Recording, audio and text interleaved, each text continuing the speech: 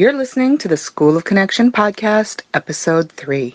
Welcome to the School of Connection podcast with Rana Olk. Each week, she'll connect you with the stories and wisdom of people doing extraordinary work that's changing the world. If you're hungry for growth and love inspiration, you're in the right place. Each episode will give you practical insights and ideas that you can take action on starting today. And now, your host, founder and chief connectologist, Rana Olk. Hello, my friends, my fellow Earth dwellers. We are in for a treat today. I am thrilled to have our guest. In fact, as soon as I hit done on this conversation, I pretty much have to run out the door to get to the airport. And anyone who knows me knows that I'm one of those people who would rather be at the airport 3 hours before my flight than a more reasonable 1 hour. But when this guest said that he was available at this hour right now, there was no way I was going to put this conversation off. So who is he? Scott Perry is the founder of Creative on Purpose. He's also a coach in Seth Godin's marketing seminar, which is how I met him. I brought him here because I wanted him to share his unique wisdom about blending the creative life of a musician with the very rational ancient philosophy called Stoicism. It's all about what it means to be human and how to express your fullest potential. At least that's how I put it. I think that he can enlighten us further on that and put it much better. And all I know is that we all want to reach our fullest potential and be the best we can be. So let's listen in. Scott, thank you so much for being here. Welcome to the School of Connection. Thank you, Rana. It's a pleasure always to speak with you. And let me just say at the outset that I'm deeply grateful for the opportunity to speak with you, but also very, very grateful for the great work that you're doing. Oh, thank you. Thank you very much. Coming from you, that means a lot. So, Scott, I want to start, first of all, with something that seems obvious to many of us, but actually isn't. Define creativity and what it means to be creative. I think most people misunderstand it. I think that you are correct. Statistically, most polls show that 50% or less of the people on the planet identify themselves as having a creative capacity or impulse, which is both sad and tragic. The fact of the matter is that creativity is simply the ability and the instinct and the impulse to bring something forth into the world that did not previously exist. So every time you send a message, every time you make a meal, every time you make a mess, every time you make amends, you are engaged in an act of creation. But we don't appreciate that. Why not? Well, I think the reasons are maybe in some ways different for different people, but by the same token, we live in a world where, institutions, including our education system, our jobs, our system of employment, our government, our social institutions have a vested interest in maintaining the status quo. If you're interested in maintaining the status quo, one of the ways you can do that is to rob people of their creative impulse. And so I think in some ways we train it out of people, that is huge, Scott. I never thought of it that way. So we, in a sense, our creativity is being repressed or suppressed, and it's really not, it's not even overtly, it seems. So, okay, sorry, I just wanted to absorb that. Well, I'll unpack it just a little bit more. So if you are a person that feels that does not possess a creative capacity or impulse, I would ask that you reflect back to your childhood and tell me how you learned to walk or talk. What was your relationship with your stuffed animal collection, with crayons and paper, with paints, with learning how to write? Okay, anything that's worth doing draws upon our creative capacity, because our creative impulse is to try things, to fail, to take the lessons of that failure and try again in a new or better way. And so the way that we learn anything that's of importance or meaning to us is by employing our creative capacity. So if you had, and you did obviously have a creative capacity when you were a child, and you have lost that creative capacity, even though I'm not blaming institutions. I'm not a conspiracy theorist. I don't think it's up there doing all of this on purpose. It's just, it's an inherent part of living in a society and a culture that has a vested interest in preserving the status quo. What happens then is that now, as adults, as responsible human beings, we have the opportunity to choose. Now, you can choose to buy into what the system wants you to buy into, which is that you don't to repress or reject your creative impulse, or you can choose to reject their desires and instead engage with, employ, and develop your creative capacity. And the creative on purpose approach to becoming to thriving by developing yourself, by enhancing the lives of others through meaningful work is all about employing this creative impulse on purpose. Oh, I love that. I love it, because I think when you said go back to when you were a child, I remember being a child and enjoying coloring, enjoying crayons, enjoying painting. And when you're a kid, you don't worry about whether anybody is going to like it. You don't worry whether it's going to be judged. And then suddenly you go to school and it's all about learning letters and obeying the rules and being the good kid in the class and getting graded and report cards. And pretty soon it's all about how are others going to react to what I'm putting out. So that's an excellent point that you just made. And so as a child, it wasn't just enjoying creativity; it was being a fearless creative. There was no filter. There was no worry about what other people thought. And so again, we have the choice to comply with what the system may want from us or to reject it. But when I say that we have a choice, I'm not in any way saying that it's easy, because it's not, because there are some serious forces working against you thriving and employing your creative capacity.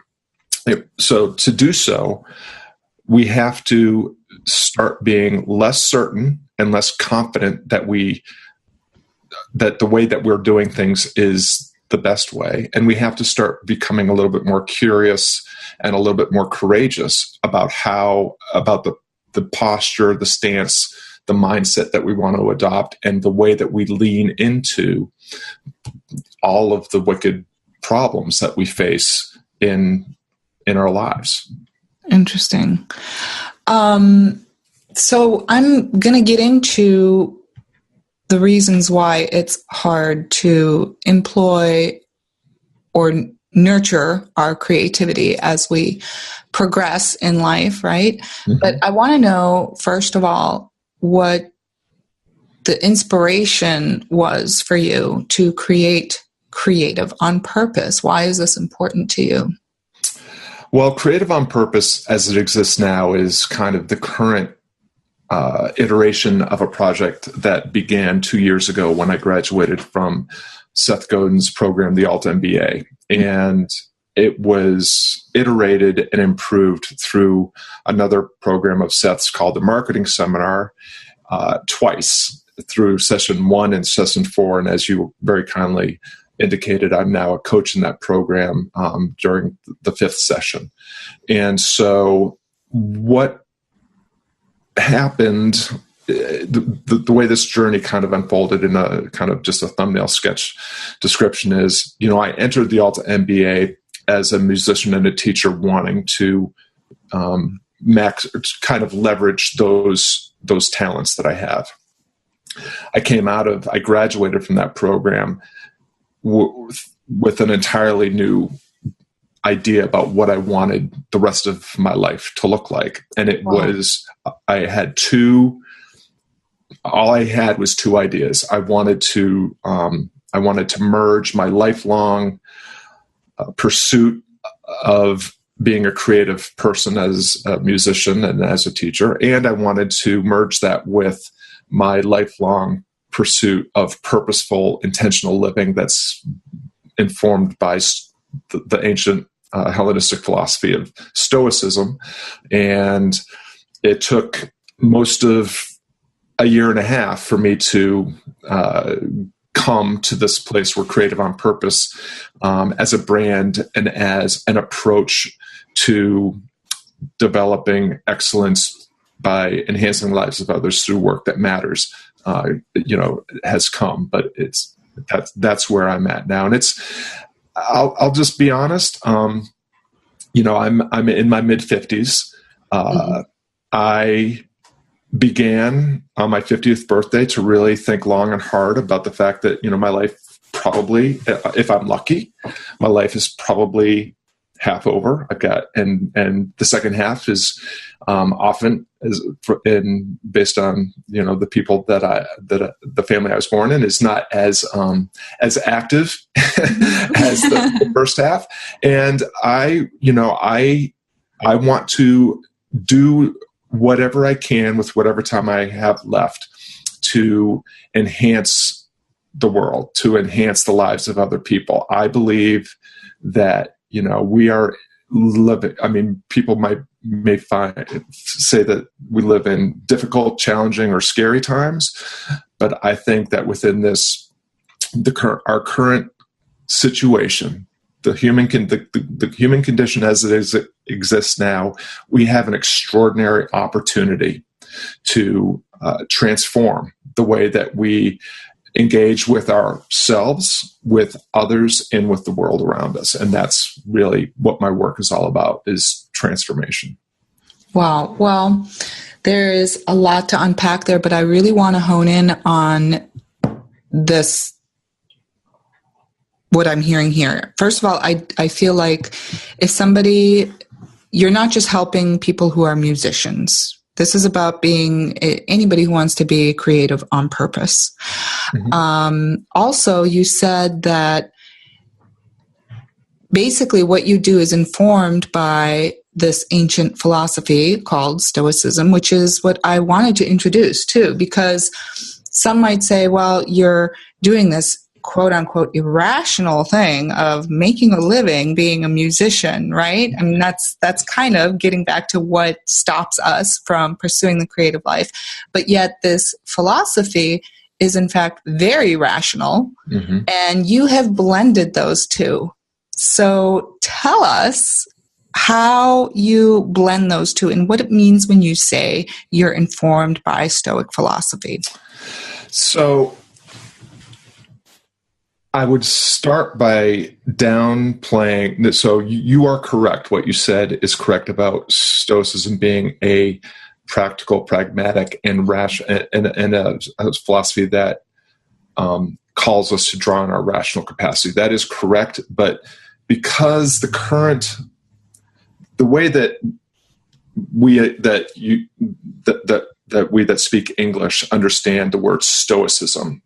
Yeah, we should maybe define it first. It's actually completely at odds with what the ancient Stoic philosophers taught. Okay, so Stoicism, as in common usage, mm-hmm. means maintaining a stiff upper lip, or grim determination in the face of adversity. Right? I come from Norwegian, Scandinavian, and German stock, so I get it. Yes, exactly right. Exactly right. Uh-huh.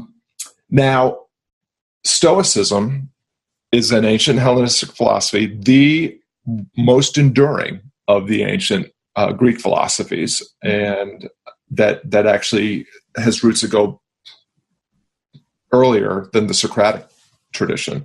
Wow. That simply answers the three basic questions that we've always tried to answer as long as human beings have walked the planet. what does it mean to be human? What does it mean to be happy? And how can I be more of both? And like other traditions that were either earlier at the same time or afterwards, the answer that the Stoics came up with is best defined by a Greek word called eudaimonia.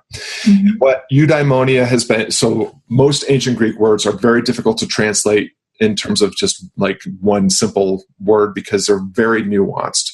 So one translation of eudaimonia might be happiness, but we have to be careful because we don't mean ecstasy or joy or just this idea of just being happy all the time. What eudaimonia meant for the ancient Greeks and for the ancient Romans was the ability to experience a sense of human flourishing in any situation or circumstances, not just when things are going well, but when things are not going well. That human flourishing is possible for prisoners and slaves and emperors and everybody in between, that we all have the ability to thrive no matter what situation or circumstance we find in. And the way that the Stoics, the philosophy is built on two basic assertions: that we have the capacity for reason. The capacity doesn't mean that we always employ it. Yeah, it doesn't mean we always are, right? And we have an inherent impulse and instinct to be social creatures, that we have to do our work in the world with other people, and that we should do, and that our lives are to be actually led in service to our fellow human beings. My fellow earth dwellers. Exactly. Okay. So, and just to kind of wrap up the simple definition of Stoicism, what the Stoics decided that was different than other philosophies was that, number one, the only thing required for eudaimonia, for human flourishing, was the cultivation of your character or your virtue, and that the way that we can do this is to accept that some things are within our control and other things are not. The things that are within our control are how we perceive our situation, circumstances, our surroundings, and other human beings, and what we decide to do next, what action we decide to take. And that even though everything else is outside of our control, between what's within our control and what's not within our control is a whole kind of gray area of things that are within our influence. And if we build ourselves with intention, if we maintain a generous motivation, and if we have a purposeful aspiration that serves ourselves as we serve other people, that we have the ability to develop our potential and deliver on our promise in service to other people, and that this is the path to human flourishing.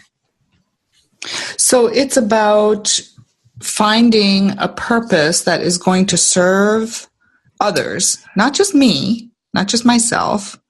I'm trying to serve others. And what about this notion of passion? Well, because nowadays, right, everybody's trying to find, what's my passion? What am I passionate about? How do I make a career out of it? But you're talking about purpose. So, yeah, and the two are not necessarily mutually exclusive. The ancient Stoics speak very, very persuasively about the passions, and for the ancient Greeks and Romans, the passions were negative emotions. But there's also healthy passions, and the most important, and the Stoics also recognize that that emotions are not things that we have to reject, suppress. That to do so would actually be unhealthy. What we have to do is learn how to be aware of our emotional state, to accept the situation as it is, and then to work purposefully to not attach ourselves to negative emotions, and instead to cultivate positive emotions. And so that's easier said than done. Absolutely. So the Stoics, again, it's a very pragmatic philosophy. And so the Stoics have a number of kind of pithy anecdotes and maxims that you can keep top of mind to help you stay in the here and now and to remain mindful and unattached to negative thoughts and actions. They have exercises that they engaged in to help build their character and to also build these abilities. And the now, since since our time is, I mean, this is a deep topic. We could, and I certainly would love to bring our audience much more about this. But if they did want to get more information on these practices and maxims, first of all, this philosophy it's not like digging into normal, philosophy books where it's difficult to read or understand. Like you said, it's very pragmatic, very practical. If they wanted to find out more about it, there are books that you would recommend that they go to, correct?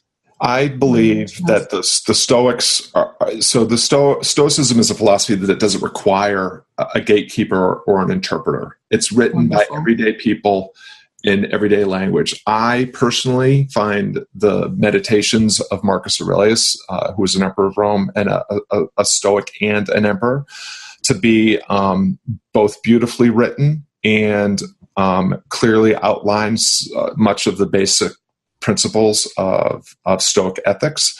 There are many modern day books. I think the very best of what's out there now is a book by William Irvine, and I think I do not have the title top of mind, but we can get that later and put it in the show notes. Yeah, so his book, I think, is the best modern introduction to Stoicism.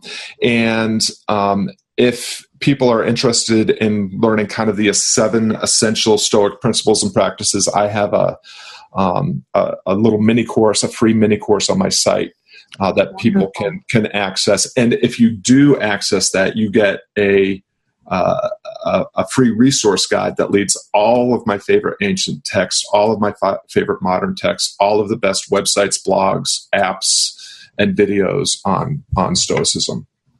Wonderful. How has it changed your life?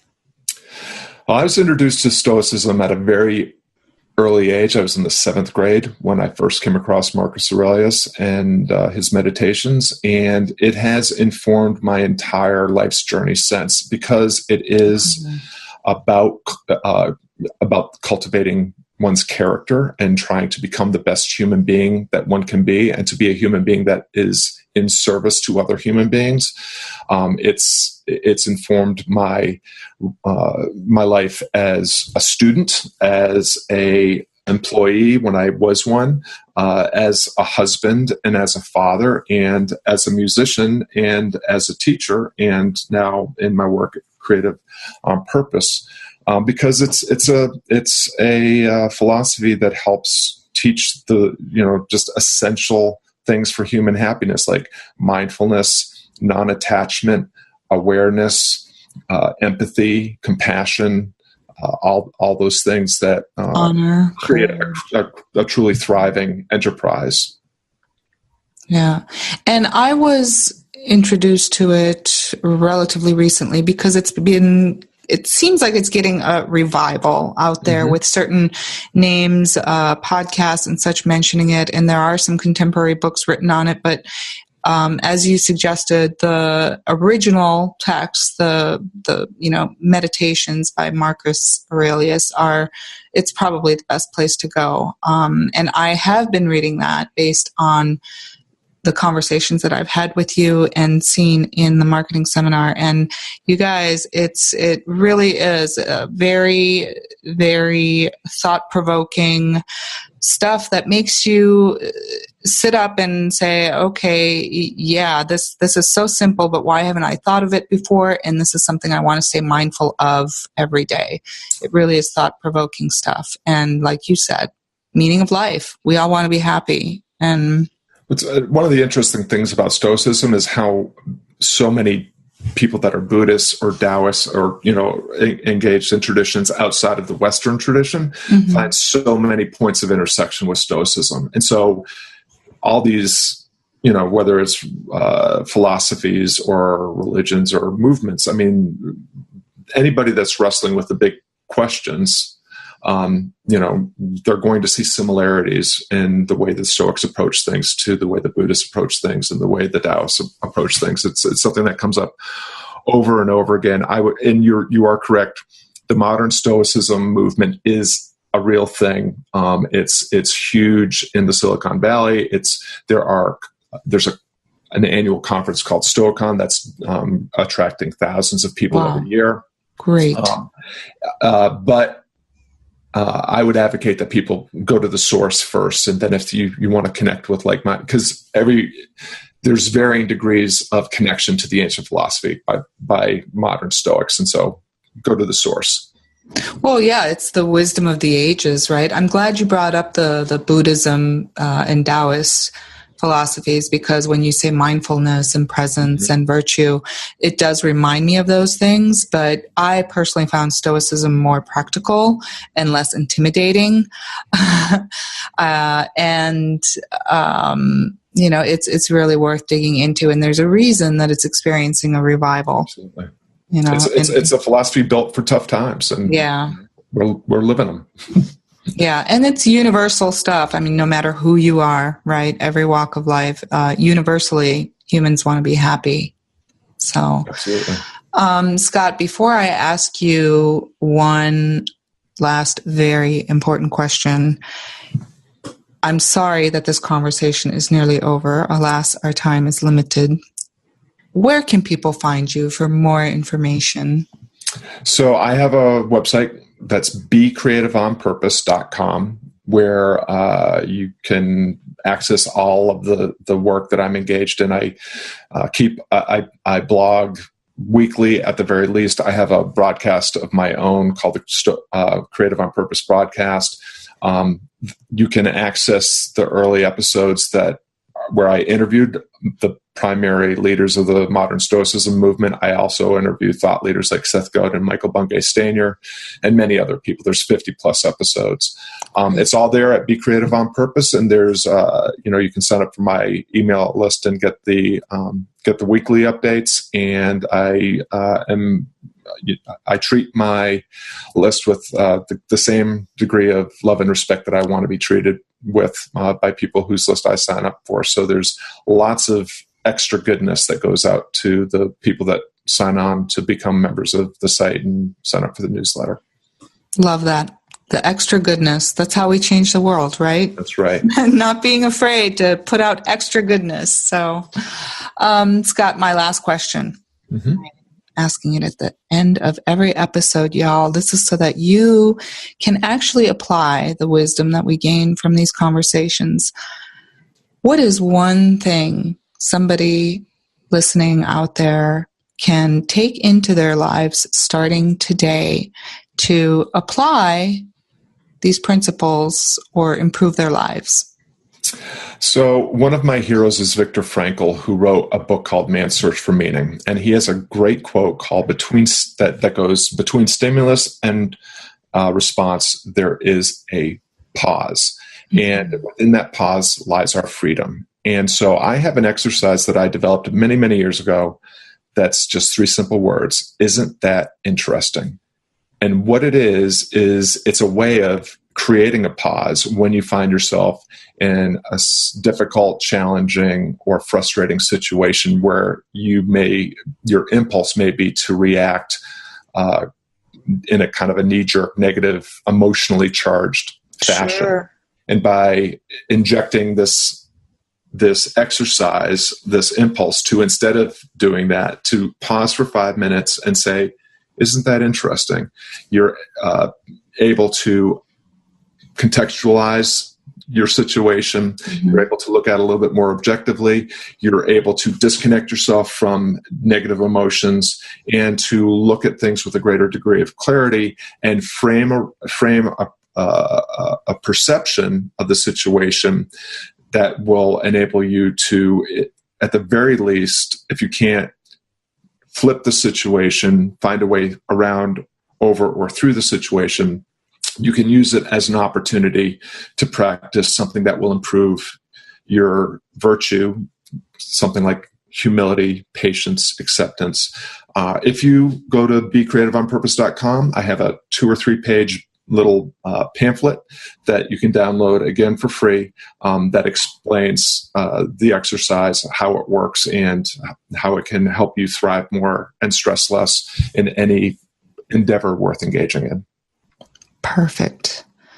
And everybody be sure to check out the show notes where you'll be able to get more of the information on this. And this makes me think, Scott, that so an example of what you said would be, for example, I'm not going to be, but if I were late to the airport and I missed my flight, instead of getting really upset, I say, isn't that interesting? Right?